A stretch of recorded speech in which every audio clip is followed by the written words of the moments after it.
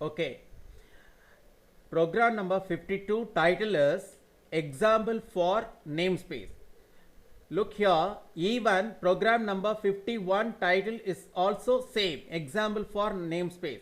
But program number 51 acts as built-in namespace globally. இங்கே program number 51ல இருக்கிற built-in name ஸ்பேஸை நம்ம குளோபலாக யூஸ் பண்ணுறோம். அப்போ குளோபலாக யூஸ் பண்ணுறோம் அப்படின்னா before I should mention name space. I try to access name space by using name space statement. நான் ஒரு நேம் ஸ்பேஸை குளோபலாக பயன்படுத்தணும் அப்படின்னு நான் விருப்பப்பட்டால் I should using name space statement. Using name space statement மூலியமாக மட்டும்தான் அந்த ஸ்டேட்மெண்ட்டில் மென்ஷன் பண்ணியிருக்க ஒரு நேம் ஸ்பேஸை நான் குளோபலாக யூஸ் பண்ண முடியும். Here I try to access built-in namespace. That namespace name is std. stdங்கிற ஒரு built-in namespace-ஐ நான் இந்த ப்ரோக்ராமில் குளோபலாக யூஸ் பண்ணணும் அப்படின்னு நான் லைக் பண்ணுறேன் அப்படின்னீங்கன்னா I should mention that namespace name in using namespace statement. So I can access this std namespace even in cout object and endl manipulator object also. cout output object மூலமாகவும் endl manipulators object மூலமாகவும் என்னால் access பண்ண முடியும். எதா குளோபலாக declare பண்ணியிருக்க, குளோபலாக நான் வந்து mention பண்ணியிருக்க நேம் ஸ்பேஸை. சார் இப்போ வந்து நான் இங்கே குளோபலாக மென்ஷன் பண்ணல அப்படின்னா how to access cout output object and then endl manipulator object. So எனக்கு அந்த யூஸிங் நேம் ஸ்பேஸ் எஸ்டிடி நான் யூஸ் பண்ணாமல் எப்படி நான் cout object and then endl ஆப்ஜெக்ட்ஸை யூஸ் பண்ணுறது ஒரு ப்ரோக்ராமில் அப்படிங்கிறத தான் நம்ம ப்ரோக்ராம் நம்பர் 52ல் பார்க்க போகிறோம்.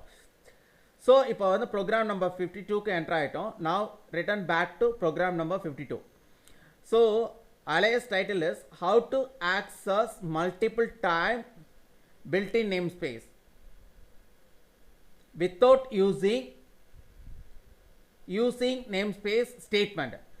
யூஸிங் நேம்ஸ்பேஸ் ஸ்டேட்மெண்ட் பயன்படுத்தாமல் பில்டின் நேம்ஸ்பேஸ் எஸ்டிடியை மல்டிபிள் டைம்ஸ் எப்படி பயன்படுத்துறது அப்படிங்கிறத இந்த ப்ரோக்ராமில் நம்ம சொல்ல வரோம். The alias title is how to access multiple times built in namespace like STD with scope resolution operator.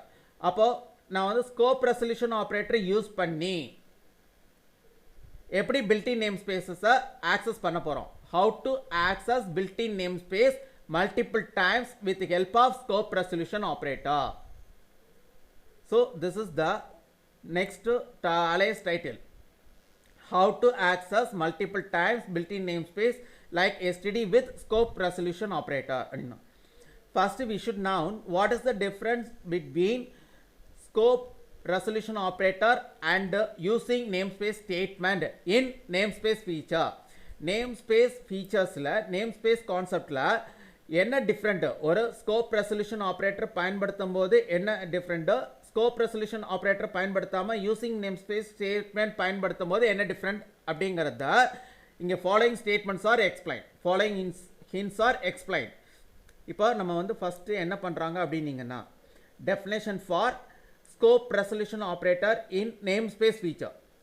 Scope resolution operator name space ஃபீச்சர்ஸில் எப்படி பயன்பட போகுது, அதில் லிமிட்டேஷன் என்ன அன்லிமிட்டேஷன் என்ன அப்படின்றத நம்ம இப்போ பார்க்க போகிறோம்.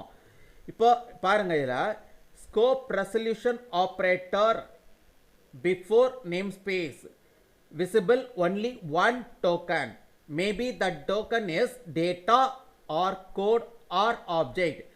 ஸ்கோப் ரெசல்யூஷன் ஆப்ரேட்டருக்கு முன்னாடி இருக்கிற நேம் ஸ்பேஸு ஒரே ஒரு டோக்கனை தான் விசிபிள் பண்ணும். அந்த டோக்கன் என்னவாக இருக்கலாம், டேட்டாவாக இருக்கலாம், கோடாக இருக்கலாம், அல்லது ஆப்ஜெக்டாக இருக்கலாம். ஸோ எனக்கு புரியல சார் அப்படின்னீங்கன்னா now entering into program coding. So here cout is one of the token, endl is one of the token, cin is also one of the token. So these token before part has namespace with scope resolution operator. இந்த எல்லா டோக்கன்லையும் பாருங்க முன்னாடி என்ன இருக்கும்னா namespace with scope resolution operator. இந்த இதுலயும் இருக்குது நமக்கு cout object before partல என்ன இருக்குது namespace with scope resolution operator. endl manipulator object முன்னாடி என்ன இருக்குது namespace with scope resolution operator. input object முன்னாடி என்ன இருக்குது namespace with scope resolution operator. So here they are trying to explain that scope resolution operator before on namespace visible only one token. Maybe that token is data or code or object. அந்த token என்னவா இருக்கலாம் டேட்டாவா இருக்கலாம் கோடா இருக்கலாம் ஆப்ஜெக்டா இருக்கலாம். So இங்க என்னவா sir இருக்குது அப்படினு பாத்தீங்கன்னா cout is one of the object, here endl is also one of the object, cin also one of the object. Here we are not develop data and code by namespace. இந்த இடத்துல நம்ம ஒரு டேட்டாவையோ கோடையோ develop பண்ணல namespace மூலமாக. Here we are develop only object by built-in namespace. built-in namespace பயன்படுத்தி இங்க 3 objects develop பண்ணிருக்காங்க. One is cout, another one is endl, third one is cin object. So இங்க வந்து பாத்தீங்கன்னா syntax இதுதான் சொல்லிருக்காங்க. So namespace இருக்கணும். எனக்கு first initial namespace follow with scope resolution operator and follow with data or code or object. இந்த இடத்தை அப்படியே கம்பேர் பண்ணுங்க. இந்த இடத்தை ஒரு syntax திரும்பவும் பாத்துங்க. namespace இருக்கணும், அதை ஃபாலோ பண்ணி நம்மளுக்கு scope resolution operator இருக்கணும். அந்த scope resolution operator ஃபாலோ பண்ணி என்ன இருக்கலாம்னா டேட்டா இருக்கலாம் அல்லது கோட் இருக்கலாம் அல்லது ஆப்ஜெக்ட் இருக்கலாம். இங்க என்ன இருக்குது அப்படின்னீங்கன்னா here I mentioned namespace and then scope resolution operator and then object. Okay, syntax example is right, syntax is also right. Here also namespace, scope resolution operator and object, right. Here also namespace, scope resolution operator and object, this also right. So here the syntax is also right. So நம்ம இந்த இடத்துல syntax வந்து எக்ஸாக்ட்டா கொடுத்திருக்கோம். ஆனா இப்போ நோட்னு சொல்லி ஒன்னு சொல்றாங்க. இதுல வந்து important point is scope resolution operator namespace not satisfy even single statement also. It's very important. Scope resolution operator namespace not satisfy even single statement also. It is